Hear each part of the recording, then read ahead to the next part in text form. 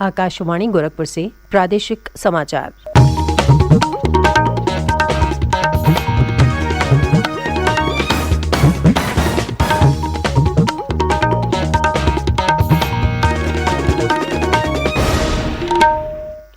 नमस्कार, समाचार बुलेटिन के साथ मैं सुकीर्ति अस्थाना। पहले मुख्य समाचार।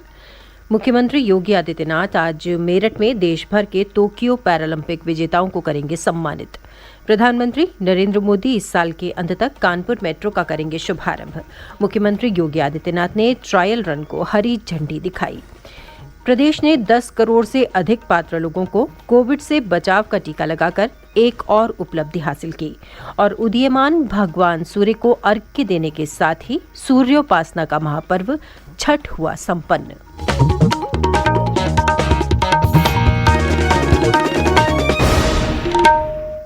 स्वतंत्रता की 75वीं वर्षगांठ पर आजादी का अमृत महोत्सव के अंतर्गत सरकार अनेक गतिविधियों का आयोजन कर रही है। इसी क्रम में प्रादेशिक समाचार एकांश आकाशवाणी गोरखपुर ने विशेष प्रश्नोत्तरी की शुरुआत की है। इसके तहत हर सप्ताह बृहस्पतिवार को प्रादेशिक समाचार बुलेटिन में श्रोताओं से देश के स्वाधीनता संग्राम और उसके गौरवशाली इतिहास पर एक सवाल पूछा जाता है। श्रोता अपने उत्तर ईमेल ID airnews.gkp@gmail.com पर भेज सकते हैं। सबसे पहले सही जवाब देने वाले को विजेता माना जाएगा और उसके नाम की घोषणा अगले दिन शुक्रवार को समाचार बुलेटिन में की जाएगी। भाग्यशाली विजेता का नाम हमारे ट्विटर हैंडल, यूट्यूब चैनल और फेसबुक पेज पर भी फ्लैश किया जाएगा। आज का प्रश्न है, वर्ष 1924 में कांग्रेस के बेलगांव अधिवेशन की अध्यक्षता किसने की थी? प्रश्न एक बार फिर सुन लें। वर्ष 1924 में कांग्रेस के बेलगांव अधिवेशन की अध्यक्षता किसने की थी? आप जवाब के साथ अपना नाम, पता और फोन नंबर अवश्य भेजें ताकि विजेता बनने पर आपसे संपर्क किया जा सके। और अब समाचार विस्तार से। मुख्यमंत्री योगी आदित्यनाथ आज मेरठ में टोक्यो पैरालंपिक के विजेता खिलाड़ियों को सम्मानित करेंगे। इस अवसर पर केंद्रीय सूचना और प्रसारण मंत्री अनुराग ठाकुर भी उपस्थित रहेंगे। कार्यक्रम सरदार वल्लभ भाई पटेल कृषि विश्वविद्यालय में आयोजित किया जाएगा। इसमें प्रदेश भर से दिव्यांग खिलाड़ी भी मौजूद रहेंगे। पैरालंपिक खेलों में स्वर्ण पदक जीतने वाले राज्य के खिलाड़ियों को 6 करोड़ रुपए, रजत पदक विजेताओं को 4 करोड़ रुपए और कांस्य पदक जीतने वाले खिलाड़ियों को 2 करोड़ रुपए दिए जाएंगे।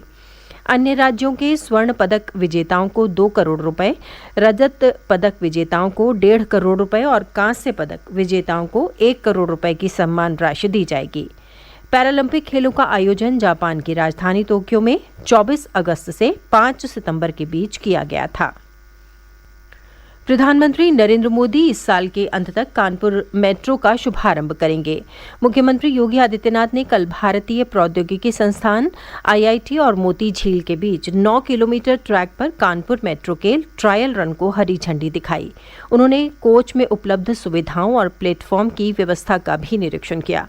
इस अवसर पर मुख्यमंत्री ने कहा कि कानपुर अब मेट्रो सिटी हो गया है। मेट्रो ट्रेन शुरू होने से कानपुर वासियों को ट्रांसपोर्ट की बेहतरीन सुविधा प्राप्त होने के साथ यहाँ के प्रदूषण को भी कम करने में मदद मिलेगी। कानपुर मेट्रो का ट्रायल रन प्रारंभ हुआ है। ट्रायल रन का मतलब अगले 4 से 6 सप्ताह के अंदर जैसे ही मेट्रो रेल को कानपुर के अंदर भारत सरकार से एक क्लियरेंस प्राप्त होगा, यह जनता के आवागमन के लिए मेट्रो की सुविधा कानपुर वासियों को उपलब्ध हो जाएगी।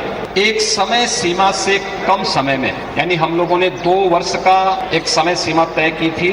जब 15 नवंबर 2019 को कानपुर मेट्रो के शिलान्यास की कार्रवाई यहीं पर संपन्न हुई। तय समय सीमा से पहले IIT कानपुर से मोती झील तक लगभग 9 किलोमीटर के फर्स्ट फेज के इस कार्य को पूरा करने और तय समय सीमा के पहले ट्रायल रन के लिए मैं Uttar Pradesh metro rail corporation को हृदय से बधाई देता हूं। कानपुर वासियों को मैं अग्रिम बधाई देता हूं कि अगले 1 से 1.5 महीने के अंदर कानपुर वासियों को मेट्रो की सुविधा प्राप्त हो जाएगी। मुख्यमंत्री ने कल कानपुर में जीका वायरस संक्रमण की स्थिति का भी जायजा लिया और इसके लिए बनाए गए इंटीग्रेटेड कंट्रोल कमांड सेंटर का निरीक्षण किया। श्री योगी ने जिले में जीका वायरस से प्रभावित क्षेत्रों का भ्रमण किया और पीड़ित परिवारों से भेंट की। श्री योगी ने कहा कि जीका वायरस को नियंत्रित करने के लिए अतिरिक्त टीम लगाई गई है और विशेषज्ञों को अपने स्तर से स्थिति नियंत्रण के लिए निर्देशित किया गया है। मुख्यमंत्री योगी आदित्यनाथ ने कल मथुरा में ब्रज रज उत्सव और हुनर हाट का उद्घाटन किया। इस अवसर पर केंद्रीय अल्पसंख्यक मामलों के मंत्री मुख्तार अब्बास नकवी भी उपस्थित रहे। मुख्यमंत्री ने अपने संबोधन में कहा कि केंद्र और राज्य सरकार ब्रज क्षेत्र के विकास के लिए पूरी प्रतिबद्धता के साथ कार्य कर रही हैं। उन्होंने ब्रज रज उत्सव के साथ हुनर हाट के आयोजन की सराहना करते हुए कहा कि इससे हस्तशिल्पियों और स्थानीय कारीगरों को प्रोत्साहन मिलेगा। मुख्यमंत्री ने कहा कि ब्रज रज उत्सव के साथ देश के हुनर को एक मंच दिया गया है। उन्होंने कहा कि हुनर हाट के माध्यम से हस्तशिल्पी और कारीगर प्रधानमंत्री नरेंद्र मोदी के आत्मनिर्भर भारत की परिकल्पना को साकार करेंगे। ये समाचार आप आकाशवाणी गोरखपुर से सुन रहे हैं। प्रदेश में कोविड टीकाकरण का कार्य तेज गति से चल रहा है। अब तक 10 करोड़ से अधिक पात्र लोगों को कोविड से बचाव का पहला टीका लगाया जा चुका है, जबकि 3 करोड़ 53 लाख से अधिक लोगों को टीके की दोनों डोज दी जा चुकी हैं। राज्य में अब तक 13 करोड़ 53 लाख से अधिक टीके लगाए गए हैं। प्रदेश सरकार ने इस महीने के अंत तक सभी पात्र लोगों को टीके की पहली डोज लगाने का लक्ष्य रखा है। प्रदेश में एक दिन पूर्व कोरोना संक्रमण के 14 नए मामले सामने आए, जबकि इस दौरान 6 मरीज स्वस्थ हुए। सक्रिय मामलों की संख्या 92 है। राज्य में कोविड नमूनों की जांच लगातार जारी है। एक दिन पूर्व 1,57,000 से अधिक नमूनों की जांच की गई। अब तक 8 करोड़ 48 लाख से अधिक नमूनों की जांच की जा चुकी है। सूर्योपासना का महापर्व छठ आज उगते हुए भगवान भास्कर को अर्घ्य देने के साथ ही संपन्न हो गया। व्रती श्रद्धालुओं ने अर्घ्य देने के बाद लोगों में प्रसाद वितरित किया और व्रत पूर्ण किया। इससे पहले कल शाम व्रती श्रद्धालुओं ने डूबते हुए भगवान सूर्य को अर्घ्य दिया था। छठ पर्व को लेकर पूरे प्रदेश में, विशेष रूप से पूर्वी उत्तर प्रदेश में लोगों में भारी उत्साह रहा। कुशीनगर में बड़ी संख्या में लोगों ने छठ पूजा की। और ब्यौरा हमारे कुशीनगर प्रतिनिधि से। आज ब्रह्म मुहूर्त से ही जिले के विभिन्न नदियों, सरोवरों और नहरों के किनारे बने छठ घाटों पर श्रद्धालुओं की भारी भीड़ उमड़ रही थी। छठ व्रतियों ने भगवान भास्कर की पूजा अर्चना की। जिले के तुर्कपट्टी स्थित प्राचीन सूर्य मंदिर में श्रद्धालुओं ने पूजा अर्चना की। छठ पर्व के मद्देनजर जिले में व्यापक प्रबंध किए गए थे। विवेक पांडेय, आकाशवाणी समाचार, कुशीनगर। बलिया में भी छठ महापर्व धार्मिक श्रद्धा और उल्लास के साथ मनाया गया। हमारे बलिया प्रतिनिधि ने बताया। बलिया जिले में सूर्य उपासना का महापर्व छठ धूमधाम से मनाया गया। गंगा, घाघरा और टोंस नदियों सहित सभी जलाशयों के किनारे श्रद्धालु पहुंचकर उगते सूर्य को अर्घ देने के बाद पूजा संपन्न किया। महिलाओं ने यह व्रत पति, पुत्र और परिवार कल्याण के लिए रखा था। पूजा संपन्न कराने के लिए पुलिस प्रशासन की कड़ी व्यवस्था की गई थी। इस बार सोशल मीडिया पर लोगों ने एक दूसरे को बधाई दिया और जिले से बाहर सहित देश विदेश तक वीडियो कॉन्फ्रेंसिंग के माध्यम से पूजा में शामिल हुए। विनय कुमार, आकाशवाणी समाचार, बलिया।